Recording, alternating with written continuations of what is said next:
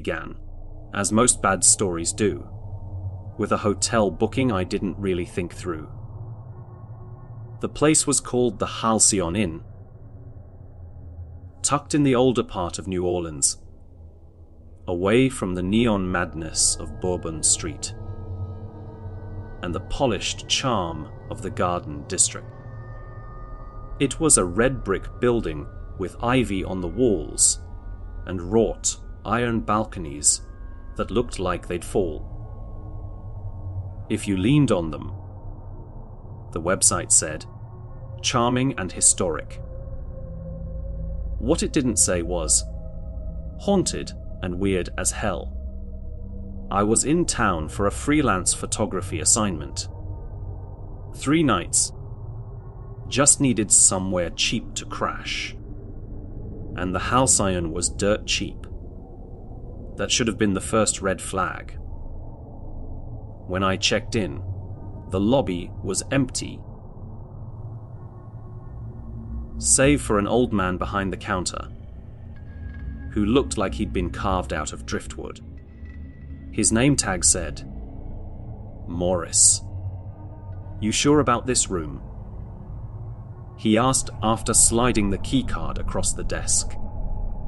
Not asking if I had a reservation. Not asking for a credit card. Just that question. Yeah, I said. Why? He squinted one watery blue eye at me. We usually don't book 313 unless we're full. It's temperamental. Temperamental. I laughed. What's that mean? He didn't answer. Just held the keycard out until I took it, his knobby fingers shaking slightly. Room 313 was at the end of a long hallway with faded floral wallpaper and light bulbs that hummed like bees in a jar. When I opened the door, it hit me all at once. A smell like rain and dust, and something older, like the inside of a forgotten trunk. It was a small room with a wrought iron bed frame, an old vanity, and a single window that overlooked a brick alley choked with vines.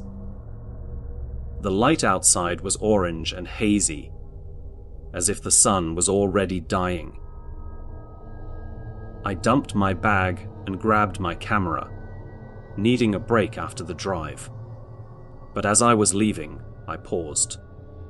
The bathroom door, just barely, swung shut behind me on its own.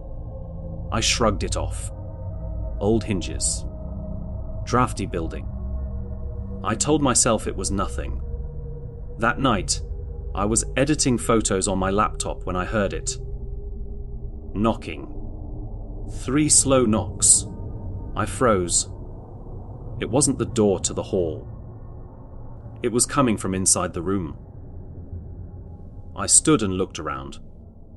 The bathroom door was shut again, closed tighter than before. Hello. I called and immediately felt dumb. No answer. I moved toward the door and slowly pushed it open. Nothing. The tiny bathroom was empty, the mirror above the sink fogged, as if someone had just showered. Though the room was cold, ice cold, my breath fogged, I reached out and touched the mirror. It was warm.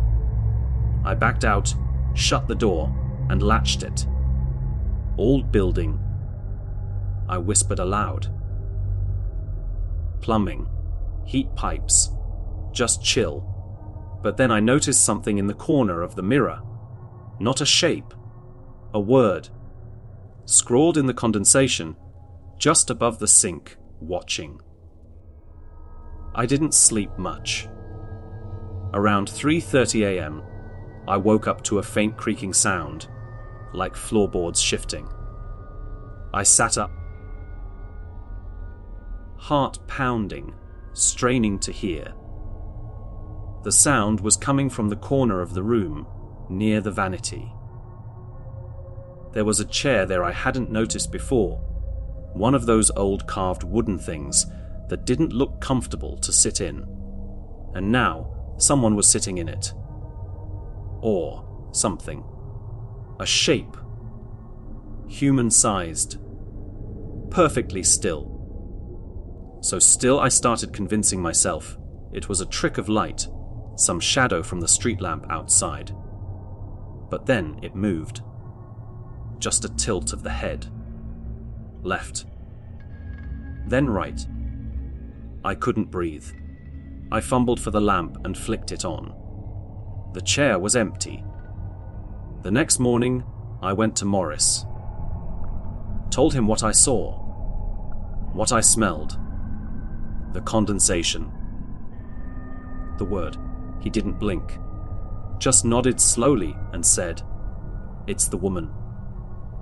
She always comes back when someone new checks in." "What woman?" He looked around, as if checking for ears. Room 313 used to be long-term. Back when this was more of a boarding house. In the 40s, a woman named Evelyn lived there. Young widow. Beautiful, they say. Always wore black. They said she used to sit in that same chair, night after night, staring at the alleyway, waiting for her husband who died overseas. "Sounds tragic," I said. Morris frowned. It was. But not how you think. One night, she jumped from the window. Landed right in that alley. Broke everything.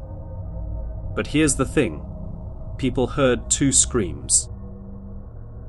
One as she fell, and one before. Some folks say she saw something in the room with her. Something that made her jump. I went cold. "You think she haunts the place?" He shook his head. "Not her. It's what made her jump that stayed. I should have left right then.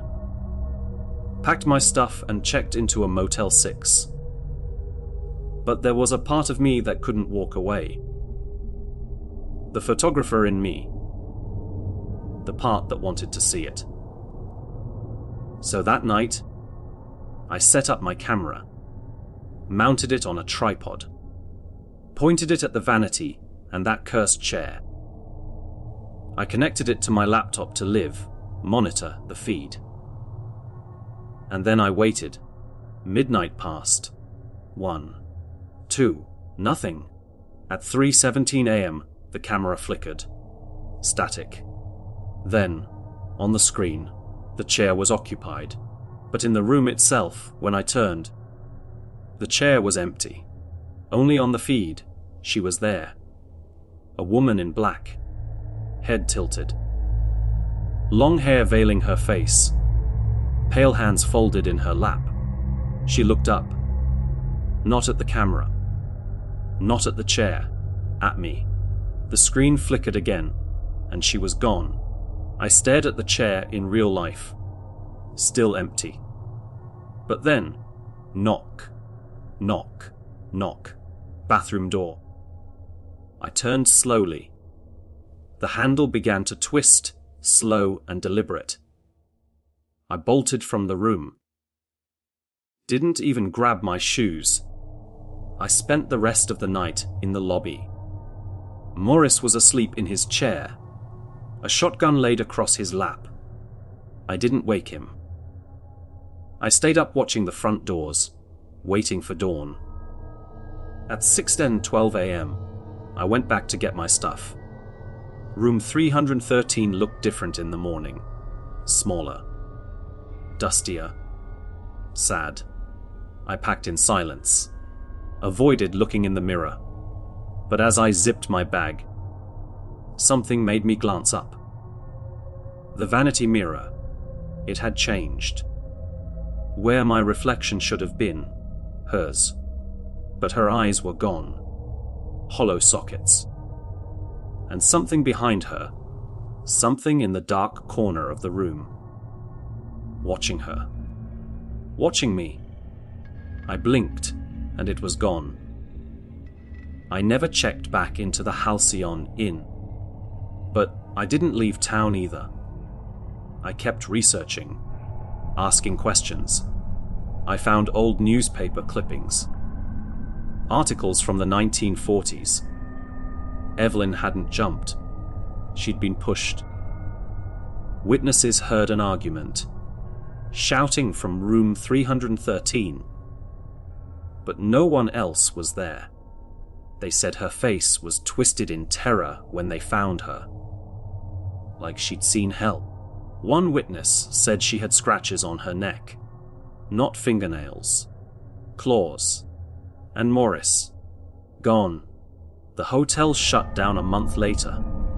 Code violations, health department stuff, or so they said. The building still stands. Room 313 still waits. And somewhere, in a dusty box of my gear, is that video file of the woman in the chair. The one only the camera could see.